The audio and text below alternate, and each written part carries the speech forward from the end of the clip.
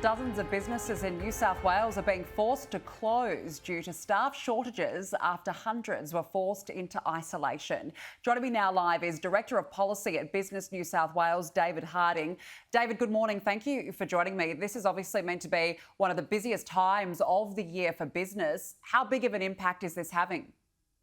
Well, good morning, and thanks for having me. Look, it is having impacts across New South Wales, and we saw this starting particularly in the Hunter region, where on top of existing skill shortages, we were having this kind of a double effect of staff having to isolate or indeed just be away for getting testing. So for already strained small businesses in particular, this has been a big impact. Would you like to see business receive some form of compensation during this time? Oh, look, on behalf of my members, we'd welcome that. We'd absolutely welcome the government to look at where additional help could be given at this time.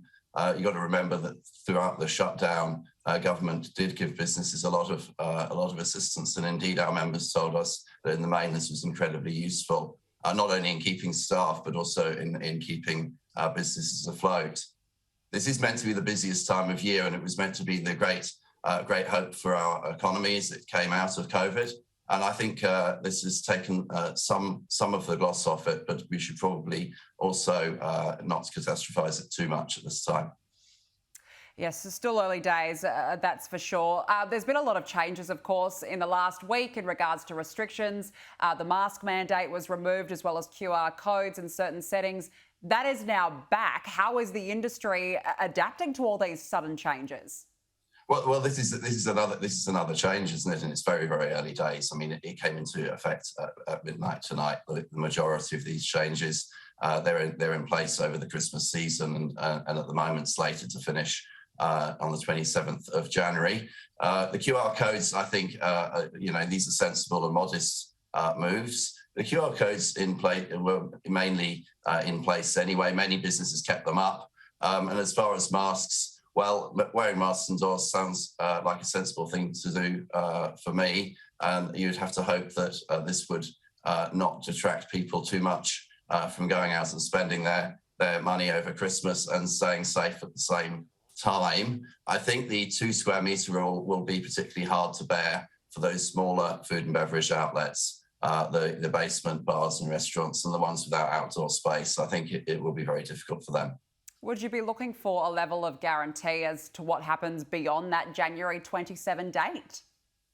Well, look, again, I'd say, quoting the Premier, these are sensible and modest moves for the moment.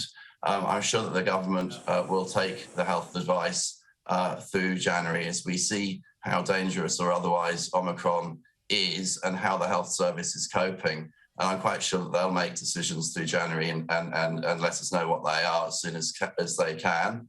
I don't think we can plan at this stage for what will happen at the end of January. I think it's too early to say.